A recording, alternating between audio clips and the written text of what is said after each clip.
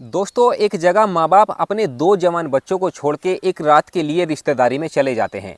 अब घर पे एक लड़का और एक लड़की होते हैं। ये दोनों भाई बहन थे। लड़के की उम्र 24 साल के करीब होती है और लड़की की उम्र 23 साल के करीब होती है। अब ये दोनों घर में अकेले थे। शाम का समय होता है, ये लोग खाना पीना खाते हैं और जब रात का 10 बजे का समय होता है, जो लड़की का भाई होता है वो अपनी बहन के पास आता है और उससे बातचीत करने लगता है। लगभग आधे घंटे तक वो उससे बातचीत करता है, लेकिन अचानक वो अपनी बहन के साथ कुछ ऐसा करने लगता है दोस्तों, जब आप जानोगे तो आपके रोंगटे खड़े हो जाएंगे, आपके होश उड़ जाएंगे। इसीलिए इस कहानी में आप अंत तक बने रहिएगा, क्योंकि इस कहानी से आपको एक बहुत बड़ी सीख मिलने वाली है। अगर दोस्तों अभी तक आपने हमारे चैनल को सब्सक्राइब नहीं किया है तो चैनल को सब्सक्राइब कर लीजिएगा और वीडियो को लाइक कर दीजिएगा।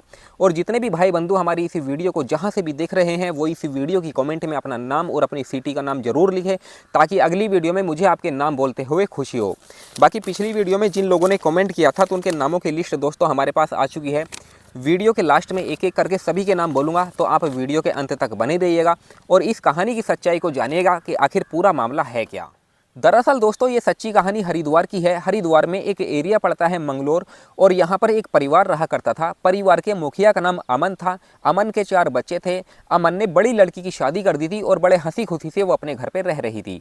उससे छोटा उसका एक भाई था जिसका नाम इमरान था। इमरान की उम्र 24 साल के करीब थी। इमरान से छोटी उसकी एक बहन थी जिसका नाम साइस्ता था। इसकी उम्र 23 साल के करीब थी और साइस्ता से छोटी उसकी एक और बहन थी। अमन अपने पारिवारिक जीवन में बड़ा खुश था। किसी तरह की कोई दिक्कत परेशानी नहीं थी। इमरान ने अपनी पढ़ाई लिखाई ख़त्म कर ली थी और एक काम के सिलसिले में वो इधर उधर भटक रहा था। साइस्ता अभी पढ़ाई लिखाई कर रही थी, वो बीए की स्टूडेंट थी। अब अमन को अपने दोनों बच्चों की शादी की चिंता सताने लगी थी। वो सोच रहे थे कि इमरान कुछ काम धंधा करने लगेगा तो साइस्ता की और इमरान की शादी कर देंगे। साइस्ता अपने घर पे चली जाएगी और इमरान अपनी पत्नी के साथ घर पर रहने लगेगा। दोस्तों इस तरीके से लगभग 2 महीने का समय गुजर जाता है। जो अमन की बेटी साइस्ता होती है उसकी उम्र 23 साल के करीब होती है। वो जवान होती है, सुशील होती है, देखने में बहुत खूबसूरत थी। अगर कोई भी इंसान उसे देखे तो एक ही नज़र में उसे पसंद कर ले। साइस्ता अभी बीए क्लास की स्टूडेंट थी और बीए क्लास में वो पढ़ाई लिखाई कर रही थी। अच्छा, साइस्ता को पड़ोस के एक लड़के से मोहब्बत हो जाती है, प्यार हो जाता है। वो लड़का भी साइस्ता से बहुत मोहब्बत करता था, प्यार करता था और उससे शादी करना चाहता था। जब साइस्ता के घर पे कोई नहीं होता था, साइस्ता अकेली ही होती थी, तो उस लड़के को फ़ोन करके अपने घर पे बुलाया करती थी और अक्सर इसके साथ संबंध बनाया करती थी। एक दिन वो लड़का साइस्ता के साथ संबंध बना रहा था। जब वो संबंध बना के घर से निकलता है तो साइस्ता का भाई इमरान उसे निकलते हुए देख लेता है। जब उसको देखता है तो वो अपनी बहन के पास आता है और इसके बारे में पूछने लगता है कि ये लड़का कौन है, क्यों यहाँ पर आया था, क्या काम था इसका। फिर साइस्ता अपने भाई इमरान से कहती है कि ये मेरा एक दोस्त है और पढ़ाई के सिलसिले में मुझसे कुछ पूछने के लिए आया था। फिर साइस्ता उसको इस तरह की बात कह के समझा देती है। इमरान भी समझ जाता है। दोस्तों अब साइस्ता को इस लड़के की आदत हो चुकी थी। साइस्ता को जब भी मौका मिलता था वो उस लड़के को अपने घर पे बुलाती थी और उसके साथ संबंध बनाया करती थी।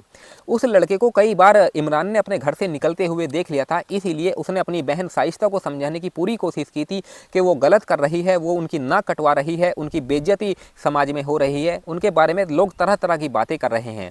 लेकिन साइस्ता मानने को तैयार नहीं थी। वो लगातार उस लड़के को अपने घर पर बुलाती थी। इमरान ने साइस्ता के बारे में अपने माता पिता को पूरी कहानी बताई थी। उसने कहा था कि साइस्ता हमारी इज्जत उछाल रही है, एक लड़का उससे घर में मिलने के लिए आता है, लोग तरह तरह की बातें हमारे बारे में कर रहे हैं। जब साइस्ता के पिता ये बात सुनते हैं तो दंग रह जाते हैं और वो भी साइस्ता के पास आते हैं और उसको समझाने की पूरी कोशिश करते हैं कि वो ऐसा गलत काम ना करे, हमारी इज्जत वो ख़राब कर रही है। लेकिन दोस्तों साइस्ता मानने को तैयार नहीं थी। उसने अपने माता पिता से साफ साफ कह दिया था कि वो शादी करेगी तो उसी लड़के से करेगी, नहीं तो किसी से नहीं करेगी। दोस्तों साइस्ता को समझाते समझाते लगभग 1 महीने का समय गुजर जाता है, लेकिन साइस्ता समझने को तैयार ही नहीं थी। एक दिन अमन को एक सूचना मिलती है कि उसकी एक रिश्तेदारी देवबंद में किसी का देहांत हो चुका है, उसको आना पड़ेगा। फिर अमन अपनी पत्नी और अपनी छोटी बेटी को लेके देवबंद जाने की तैयारी करता है और अपने बेटे इमरान और अपनी बेटी साइस्ता से कहता है कि बेटा कल सुबह हम आ जाएंगे, तुम अपना ख्याल रखना और खाना पीना खा लेना। इतना कह के अमन अपनी पत्नी और अपनी बेटी को लेके देवबंद चला जाता है।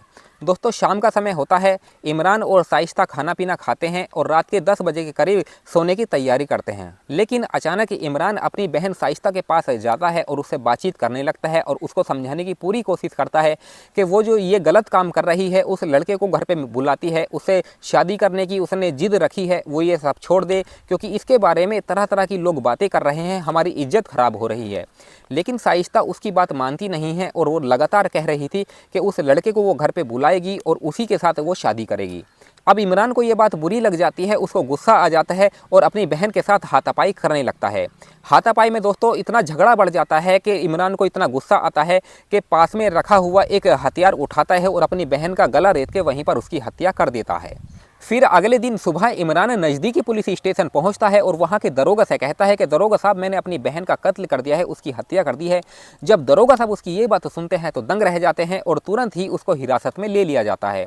फिर दरोगा साहब एक टीम के साथ घटनास्थल पर पहुँचते हैं और जब ये सच्चाई देखते हैं तो उनके पैरों के नीचे से ज़मीन खिसक जाती है, क्योंकि इमरान ने अपनी बहन की एक गला रेत के हत्या कर दी थी। फिर उसके परिवार वालों को सूचना दी जाती है। 1 घंटे के अंदर अंदर इसके परिवार वाले भी आ जाते हैं और जब अपनी बेटी की यह हालत देखते हैं तो रोने लगते हैं। लेकिन दोस्तों करा भी क्या जा सकता था, जो होना था वो तो हो चुका था, क्योंकि इन्होंने शाइस्ता को समझाने की पूरी कोशिश की थी। अगर शाइस्ता मान जाती तो आज उसकी वो दशा ना होती जो इमरान ने उसकी की है। बाकी दोस्तों पुलिस ने बॉडी का पंचनामा बना दिया था और उसको पोस्टमार्टम के लिए भी भेज दिया था। बाकी दोस्तों पुलिस अभी इमरान से पूछताछ कर रही है और इस केस की छानबीन भी कर रही है। अभी इस केस का कोई निर्णय नहीं निकल पाया है। बाकी दोस्तों इस कहानी को सुनाने का हमारा मकसद आप लोगों को परेशान करना या आपका दिल दुखाना नहीं था, सिर्फ आप लोगों को सचेत और जागरूक करना था कि हमेशा घर में ही इस तरह के अपराध हो जाते हैं। अगर आपके बच्चे गलत हैं तो सबसे पहले आप उनको समझाइए। अगर समझने को तैयार नहीं है तो तुरंत आप उनकी शादी कर दीजिए। अगर शादी कर देंगे तो इसी कारण से उनकी ज़िंदगी बच पाएगी और गलत होने से कुछ बच जाएगा। अगर जैसे कि शाइस्ता के बारे में इसके परिवार वालों को पहले ही पता लग चुका था कि शाइस्ता गलत है, उस लड़के से शादी करना चाहती है और उसी लड़के से वो शादी करने की जिद भी कर रही थी, तो तुरंत ही शाइस्ता की उस लड़के से शादी कर देनी चाहिए थी, ना कि एक समाज में वो मुंह दिखाने के लायक भी रहते, उनकी इज्जत भी बनी रहती।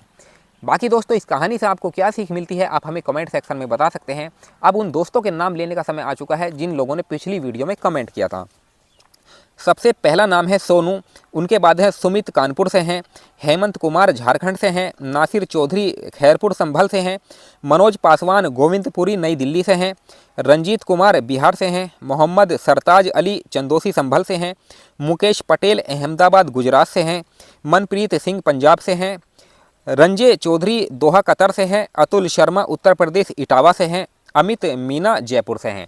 दोस्तों ये वो लोग हैं जिन लोगों ने पिछली वीडियो में कमेंट की थी, तो इस तरह से आप लोग भी हमारी इस वीडियो की कमेंट में अपना नाम और अपनी सिटी का नाम लिख सकते हैं, ताकि अगली वीडियो में मुझे आपके नाम बोलते हुए खुशी हो। चलिए मिलते हैं फिर किसी और वीडियो में, तब तक आप अपना ख्याल रखें, अपने परिवार का ख्याल रखें, हमेशा सुरक्षित रहे। धन्यवाद।